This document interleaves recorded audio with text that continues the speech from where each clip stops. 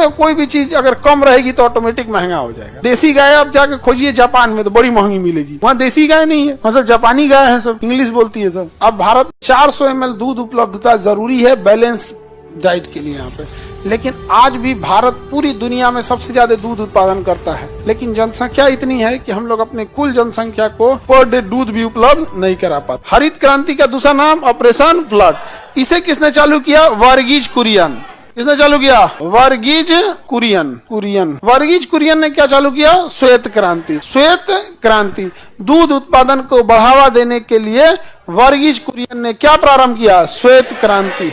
श्वेत क्रांति इसमें क्या था भैया कि जिस तरह से जेनेटिकली मॉडिफाई किया गया फसलों को, दो फसलों को क्रॉस करके, इन्होंने क्या किया, देखा कि अमेरिका यूरोप की होल्स्टीन गाय बहुत ज्यादा दूध देती है।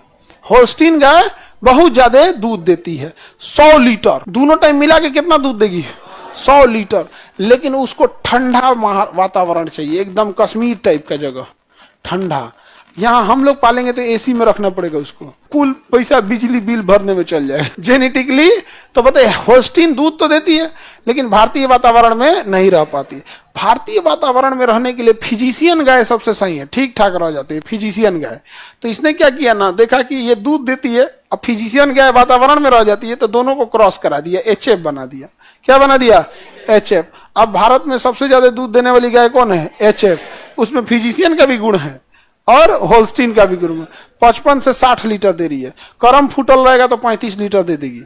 मैक्सिमम उसकी क्षमता होती है भारत में HF की 55 से 60 लीटर, आराम से 35-40 लीटर दूध देगी यहाँ पर। और खाना देखिएगा, मोटा आदमी और दुबला आदमी में खाना के खुराक में ज्यादा अंतर नहीं होता है, खुराक में नहीं होता है। अब जैसे मान के चलो हम लोग 10 रोटी खाते हैं तो कोई 8 गो खाएगा, यही होगा। 3 गो तो यही खाती है जो यहाँ पे 3 गो रोटियां। श्वेत क्रांति संग आ गया किस चीज के लिए है भैया? दूध उत्पादन के लिए। दूध उत्पादन में सबसे आगे कौन राज्य है? यूपी में है जी, इतना बड़का राज्य। उत्तर प्रदेश में दूध उत्पादन में सबसे अग्रणीय राज्य में आता है भारत में। लेकिन आज भी हर व्यक्ति को आधा लीटर नहीं, आधा लीटर से कम नहीं, 400 ml, मोटा मोटी आप समझिए 500 ml रहता तो आधा लीटर कह सकते हैं। 400 ml दूध उपलब्धता जरूरी है बैलेंस डाइट के लिए यहाँ पे, लेकिन आज भी भारत पूरी दुनिया में सबसे ज्यादा दूध उत्पादन करता है, लेकिन जनसंख्या इतनी है कि हम लोग अपने कुल जनसंख्या को पर डे दूध भी उपलब्ध नहीं करा पाते। कहाँ उपलब्ध करा पाते हैं? तो ये थोड़ा सा प्रॉब्लम है जनसंख्या का।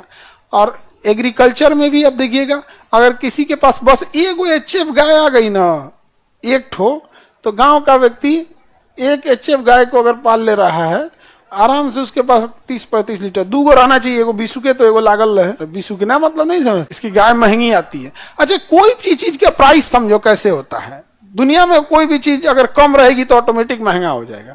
तो इसके बारे में लोगों को जानकारी ये नहीं है, इसलिए महंगी है। और अगर यही ज्यादा जानकारी होते जाएगा तो इसके बच्चे आगे बढ़ते जाएंगे, आने वाले 10-20 साल में भी नॉर्मल गाय की तरह हो जाएगी। अब आप यही गाय, आप देसी गाय आप जाके खोजिए जापान में तो बड़ी महंगी मिलेगी, वहां देसी गाय नहीं है, वहां सब जापानी गाय है, सब इंग्लिश बोलती है सब। गांव के लोगों को 10 लीटर दूध बहुत ज्यादा लगने लगता है। अगर आपकी गाय 10 लीटर दूध दे रही है तो साल भर का अगर आप कॉपी कलम पे निकालिएगा तो नो प्रॉफिट नो लॉस पे जाएंगे आप। बस उसको कॉपी कलम पे लिखते रहिएगा, भूसा बीमारी हुआ तब दवाई क्या लाए, उसको चोकर क्या दिए, मतलब कभी डॉक्टर आया, ये हुआ, पूरे साल भर का हिसाब लगेगा। 10 लीटर दूध दे रही है तो आप नो प्रॉफिट नो लॉस में है। गाँव का आदमी 10 लीटर को बढ़िया दूध कहता है, बढ़िया गाय है उनके। हाँ, एक आदमी की भैंस 1.5 लीटर दूध दे रही थी, कि उसे कहिए मना करते हैं यहाँ पे। भैंसिया खइबो करती है सब जबरदस्त, दिन भर खाती है सब। गाय से ज्यादा सीधा भैंस होती है सब। नहीं, ज्यादा सीधा हो जाएंगे तो बकलोल कहलाएंगे। नहीं समझे? तो गाय थोड़ा समझदार भी होते हैं, भैंस उतना समझदार नहीं, तो चूंकि दिमाग में होता है उन सबका।